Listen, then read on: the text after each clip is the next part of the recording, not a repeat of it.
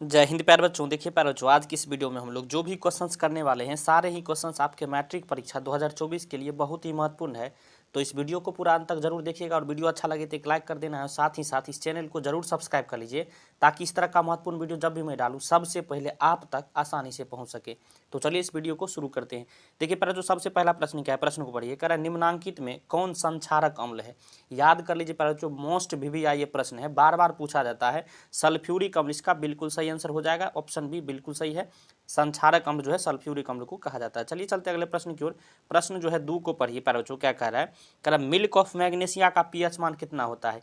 ये प्रश्न भी महत्वपूर्ण है प्यारे बच्चों, स्टार लगा लीजिए, ये बार बार प्रश्न पूछा जाता है। तो सही आंसर आपको याद रखना है 10.5 हो जाएगा, यानी ऑप्शन डी बिल्कुल सही है। मिल्क ऑफ मैग्नीशिया का पीएच मान 10.5 होता है। चलिए चलते अगले प्रश्न की ओर। प्रश्न 3 को पढ़िए। कह रहा है सल्फर के संयोजी सेल में इलेक्ट्रॉनों की संख्या कितनी है। याद कर लीजिए प्यारे बच्चों, सही आंसर हो जाएगा तो 6 होता है, यानी ऑप्शन डी बिल्कुल सही हो जाएगा। याद रखिएगा सल्फर के संयोजी सेल में इलेक्ट्रॉनों की संख्या 6 होती है। चलिए चलते अगले प्रश्न की ओर। प्रश्न जो है 4 को पढ़िए।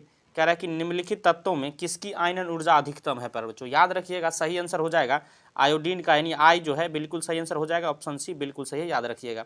चलिए चलते अगले प्रश्न की ओर। देखिए प्यारे बच्चों, अगर वीडियो पसंद आ रहा हो तो लाइक जरूर कर दीजिए और अपने दोस्तों में भी शेयर कर दीजिए ताकि उनको भी फायदा मिल सके।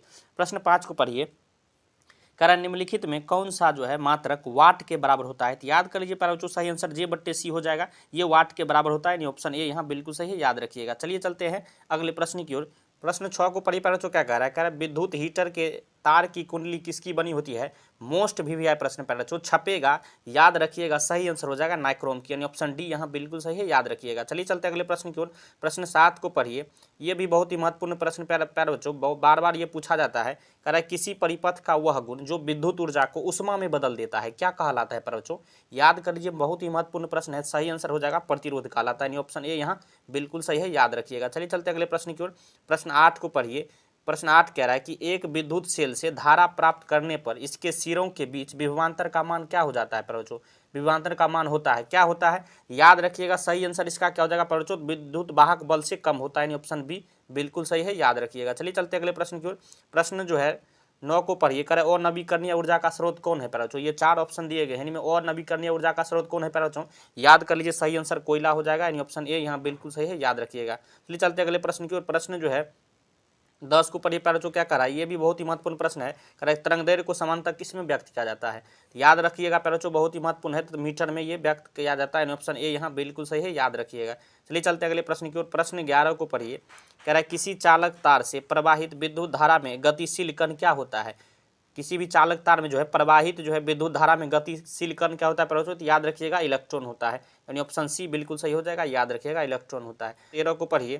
कह रहा है कि मेंडल ने अपने अनुवांशिकी प्रयोग होती किस पौधे का उपयोग किया था। याद रखिएगा प्यारे बच्चों, ये जो है मटर के पौधे का उपयोग किया था, ऑप्शन सी बिल्कुल सही है, याद रखिएगा। चलिए चलते अगले प्रश्न की ओर। प्रश्न 14 को पढ़िए। किस प्रकार के श्वसन से अधिक ऊर्जा मुक्त होती है प्यारे बच्चों, तो याद रखिएगा सही आंसर इसका क्या हो जाएगा, तो वायवीय श्वसन से, ऑप्शन ए यहाँ बिल्कुल सही है, याद रखिएगा। चलिए चलते अगले प्रश्न की ओर।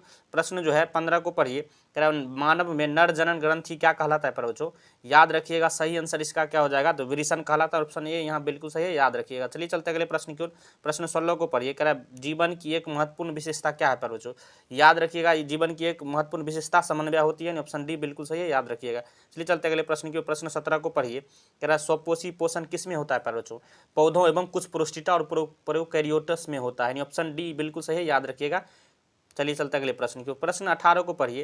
कह रहे ग्लाइकोलाइसिस किस में होता है। याद रखिएगा प्यारे बच्चों, बहुत ही महत्वपूर्ण प्रश्न है। ग्लाइकोलाइसिस जो है कोशिका द्रव में होता है, ऑप्शन बी बिल्कुल सही है, याद रखिएगा। चलिए चलते अगले प्रश्न की ओर। प्रश्न 19 को पढ़िए। कह रहे तंत्रिका तंत्र की संरचनात्मक एवं क्रियात्मक इकाई कार्यात्मक इकाई को क्या कहते हैं प्यारे बच्चों। याद रखिएगा बहुत ही महत्वपूर्ण प्रश्न है, तो न्यूरॉन कहा जाता है, ऑप्शन ए यहाँ बिल्कुल सही है। चलिए चलते अगले प्रश्न की ओर। प्रश्न जो है 20 को पढ़िए। कह रहा है कि कौन सा एंजाइम वसा पर क्रिया करता है। कौन एंजाइम जो वसा पर क्रिया करता है प्यारे बच्चों, तो याद रखिएगा सही आंसर इसका क्या हो जाएगा, तो लाइपेज, यानी ऑप्शन डी बिल्कुल सही है, लाइपेज जो है वसा पर क्रिया करता है। प्रश्न 21 को पढ़िए। कह रहा ओजोन का अनुसूत्र क्या है प्यारे बच्चों, मोस्ट VVI प्रश्न प्यारे बच्चों, छपेगा, याद रखिएगा ओजोन का अनुसूत्र O3 होता है, ऑप्शन बी बिल्कुल सही है, याद रखिएगा। चलिए चलते अगले प्रश्न की। प्रश्न 22 को पढ़िए। कह रहा है कि पीएच का कौन सा मान क्षारक विलयन को निरूपित करता है प्यारे बच्चों। याद रखिएगा सही हो जाएगा 13, ये क्षारक विलयन को निरूपित करता है। इस कॉन्सेप्ट को समझ लीजिए प्यारे बच्चों। 7 जो है ये उदासीन होता है, पीएच मान जब भी 7 रहे तो ये उदासीन होगा।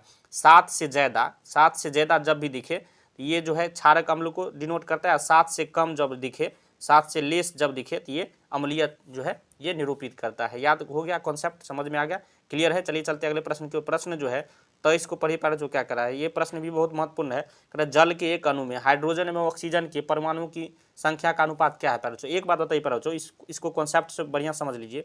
जल का अनुसूत्र क्या होता है, H2O। यहाँ आपसे पूछ रहा है हाइड्रोजन और ऑक्सीजन के परमाणुओं का अनुपात। तो यहाँ हाइड्रोजन कितना दिया हुआ है प्यारे बच्चों, याद रख, यहाँ देखिए आप, यहाँ हाइड्रोजन जो है 2 दिया हुआ है, अनुपात ऑक्सीजन कितना है, 1 है। यही ना आपसे पूछ रहा है, जल के एक अणु में हाइड्रोजन और ऑक्सीजन के परमाणुओं की संख्या का अनुपात क्या है। तो सही आंसर आप खुद देख लीजिए, सही आंसर इसका क्या हो जाएगा प्यारे बच्चों, तो बी हो जाएगा 2:1। क्लियर है। चलिए चलते अगले प्रश्न की ओर। प्रश्न 24 को पढ़िए प्यारे बच्चों क्या करा। ये प्रश्न भी बहुत ही महत्वपूर्ण है। कह रहा निम्नांकित संकेतों द्वारा व्यक्त तत्वों में कौन सा जो है धातु है। अब आपको धातु बताना है प्यारे बच्चों, मेटल इनमें से कौन सा हो जाएगा। याद रखिए प्यारे बच्चों, यहाँ जो है सही आंसर जो है 12-24 हो जाएगा, बी। ये जो है धातु हो जाएगा प्यारे बच्चों, ऑप्शन बी यहाँ बिल्कुल सही है, याद रखिएगा। चलिए चलते अगले प्रश्न की ओर। प्रश्न जो है 25 को पढ़िए। कह रहा है कि अम्लीय ऑक्साइड के विलयन का पीएच मान क्या होगा। अभी हमने बताया है अम्लीय ऑक्साइड का विलयन का पीएच मान कितना होगा, 7 से कम वाला होगा। तो यहाँ 7 से कम वाला कौन दिख रहा है प्यारे बच्चों, आप खुद देख लीजिए, 4 हो जाएगा, ऑप्शन डी बिल्कुल सही है। कॉन्सेप्ट याद रखिएगा, पीएच स्केल वाला। प्रश्न 26 को पढ़िए। कह रहा है सबसे कठोर प्राकृतिक पदार्थ कौन है प्यारे बच्चों। मोस्ट विविया प्रश्न प्यारे बच्चों, छपेगा आपके परीक्षा में, ये प्रश्न बार बार पूछा जाता है, याद रखिएगा। सही आंसर हीरा हो जाएगा। हीरा जो है प्राकृतिक पदार्थ जो है सबसे कठोर है। क्लियर है, ऑप्शन सी बिल्कुल सही है, याद रखिएगा। देखिए ये जो है प्रश्न 27 को पढ़िए। सिल्वर आयोडाइड का रंग कैसा होता है। ये प्रश्न भी बार बार पूछा जाता है, पर जो याद रखिएगा सिल्वर आयोडाइड का रंग जो है श्वेत होता है, यानी ऑप्शन ए यहाँ बिल्कुल सही हो जाएगा, याद रखिएगा। चलिए चलते हैं अगले प्रश्न की ओर।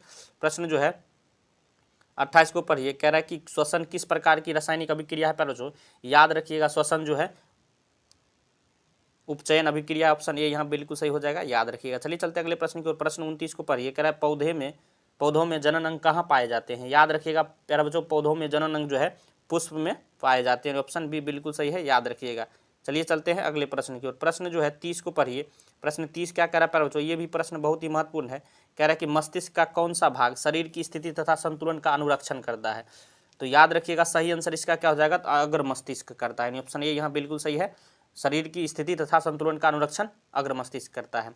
पर बच्चों आज की इस वीडियो में हमने जो है साइंस यानी विज्ञान के 30 बहुत ही महत्वपूर्ण ऑब्जेक्टिव प्रश्न किए हैं, जो कि आपके एग्जाम में बार बार पूछे जाते हैं प्रश्न। अगर वीडियो आपको पसंद आया हो तो लाइक करिएगा, चैनल पर नए हैं सब्सक्राइब कर लीजिए, क्योंकि इस तरह का महत्वपूर्ण वीडियो आपको हमेशा मिलता रहेगा। वीडियो देखने के लिए धन्यवाद, मिलते हैं नेक्स्ट वीडियो में, तब तक के लिए जय हिंद जय भारत।